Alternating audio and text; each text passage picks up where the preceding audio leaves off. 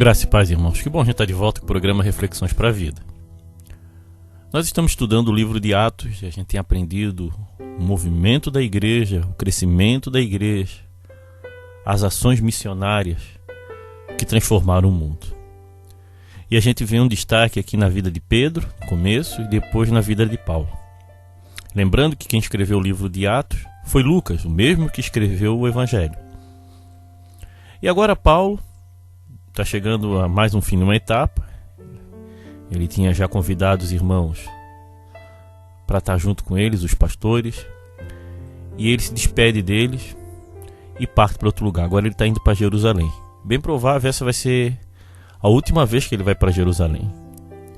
E o que a gente vai ver agora nesses capítulos 21 e 22 é essa viagem, até chegar a Jerusalém. E nessa caminhada, até Jerusalém, a viagem de barco que ele vai fazer, a gente vai tirar muitas lições. Porque a gente sabe que depois de chegar a Jerusalém vai acontecer outras situações de extrema importância para o crescimento do Evangelho, mas marcantes para aqueles que creem em Cristo. E agora Paulo saiu dessa outra ilha de Mileto, que estava junto com seus pastores, se despediram deles e partiram em viagem. Lembrando que não tinha assim uns cruzeiros, uns navios que eram só para viajar. Eram navios mercantes que eles levavam as cargas e os que navegavam iam junto com eles. Então eles iam parando nos portos conforme a entrega que ia ser feita. E aqui nessas viagens, Paulo reencontra muitos cristãos, anima muitos deles. E agora nessa partida ele vai chegar a mais um lugar. E aqui a gente vai tirar uma lição muito importante para a nossa vida, Ele chega agora, ele passa a ilha de Chipre, E ele vai chegar a Tiro, onde ele vai desembarcar.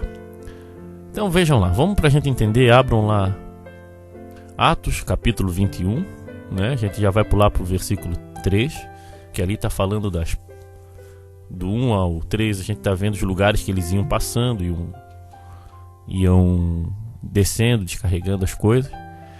E agora ele desce nessa ilha e encontra alguns cristãos. Olha só o que acontece aqui.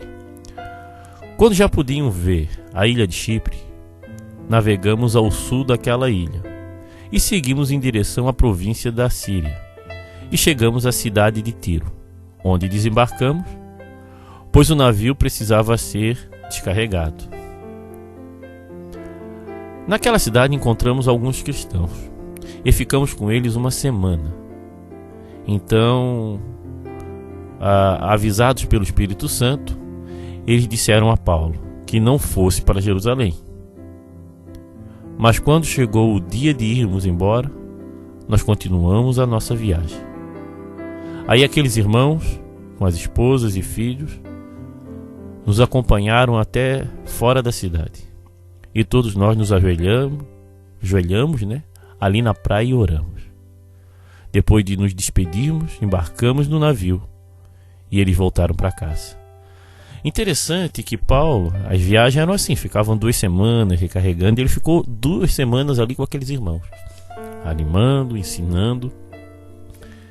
E esses irmãos, guiados pelo poder do Espírito Santo, avisaram para Paulo: Paulo, o Espírito Santo está dizendo que lá tu vai sofrer, cara. Não é para você ir. E parece que Paulo aqui é teimoso e vai. Mas o que está acontecendo aqui não é teimosia, é convicção. Ele sabia que ia passar por lutas. Ele sabia que era importante isso. E Deus também já tinha revelado para ele. Paulo não estava em busca de sucesso ou de reconhecimento. Paulo estava buscando fazer a vontade de Deus. E ele estava levando uma oferta para os irmãos lá de Jerusalém, de gentios para Jerusalém. Isso é algo marcante também. Ele levantou a oferta, os irmãos estavam passando dificuldade. E esse é uma das motivações de Paulo estar indo para Jerusalém. Além de estar falando do grande agir de Deus naquelas regiões que ele pregava o Evangelho. E acima de tudo está rompendo uma grande barreira que existia entre os cristãos judeus e os gentios. Mas ele também estava preparado, porque os judeus, que não eram cristãos, iam se levantar contra ele. E a gente vai ver isso depois. E aqui tem algumas lições importantes para a nossa vida. Primeiro, é que nós devemos seguir aquilo que Deus nos direcionou. Paulo tinha uma convicção de o que ele queria fazer, e ele permaneceu nesse caminho. Irmãos, às vezes as lutas vão vir, os problemas vão surgir na nossa vida, mas a gente tem que permanecer firme no propósito de Deus. Então a melhor forma de tu entender isso é conhecer o plano de Deus para a tua vida. E essa é uma pergunta: tu sabe qual é o propósito de Deus para a tua vida? Ou você acha que o propósito de Deus para a tua vida é apenas frequentar uma igreja? Pensa nisso. Você não está nesse mundo por acaso. Deus te coloca aqui com um plano. Deus tem um plano para a tua vida. Você não é um acidente. Qual é a vontade de Deus para ti? Irmãos, é algo que você devia procurar saber e entender. Buscar ajuda de irmãos, de pessoas, para poder você viver em paz. Porque quando tu descobrir isso, você vê como Paulo vivia. Mesmo sabendo das aflições, permanecia firme, porque ele sabia o plano de Deus. E nessa viagem ele tinha um plano de viagem. Ele queria ir a Jerusalém. Qual é o teu plano de viagem nessa terra? Onde você quer chegar? Não chegar na tua vida profissional, não é isso que eu quero. Não estou me referindo, mas na tua vida com Deus.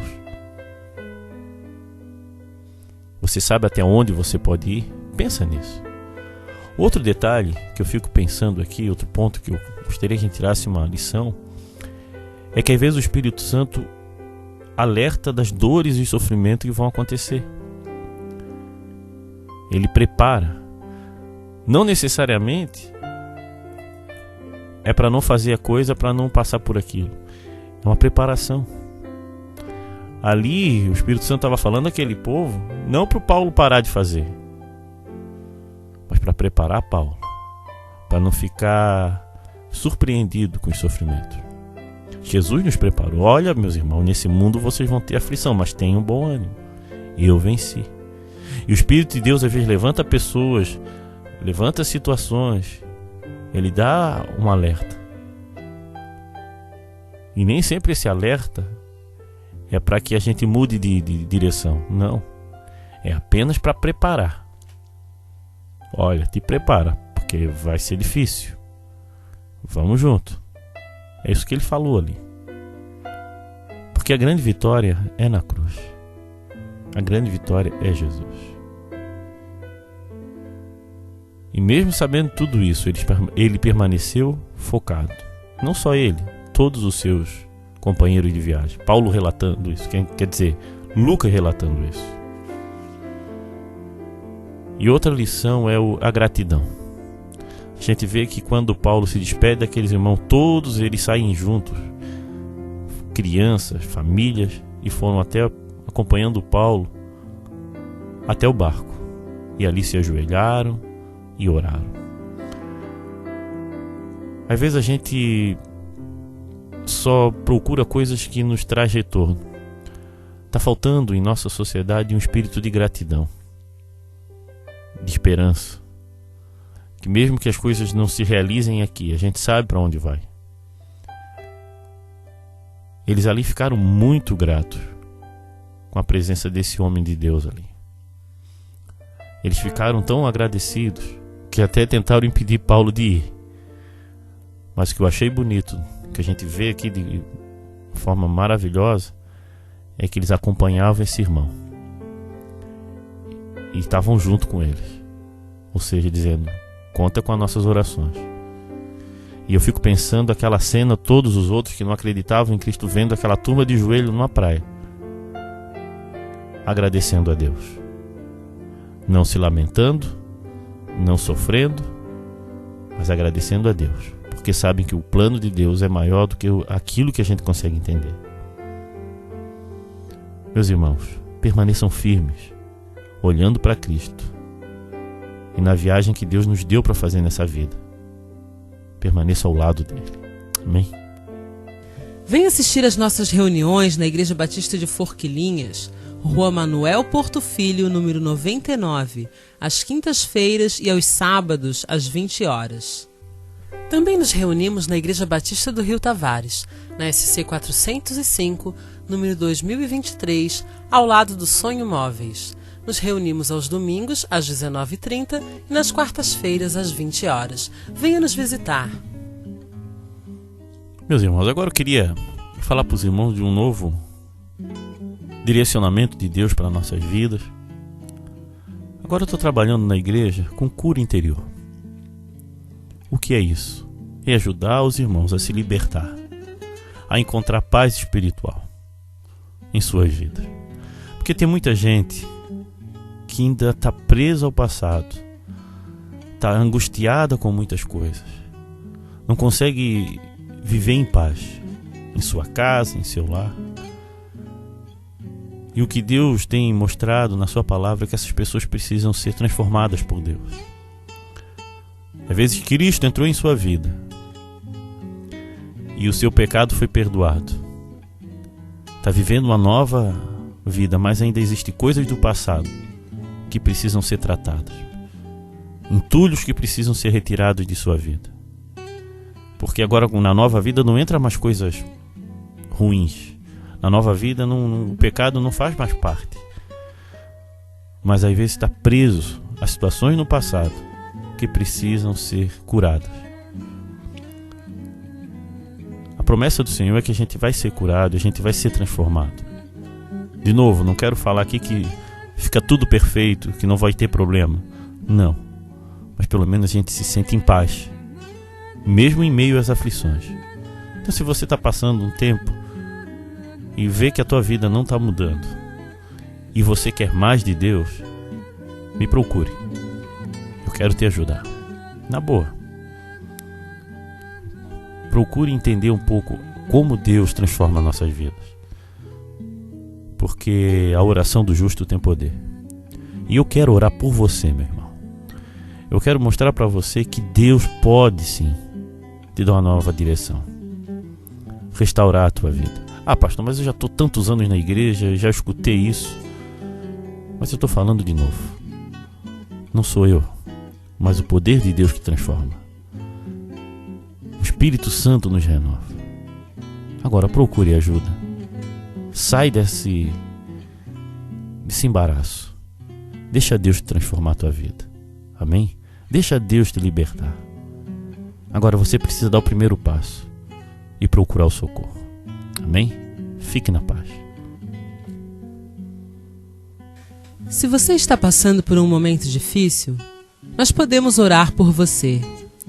Então mande o seu motivo de oração via SMS ou WhatsApp no 8404-4148.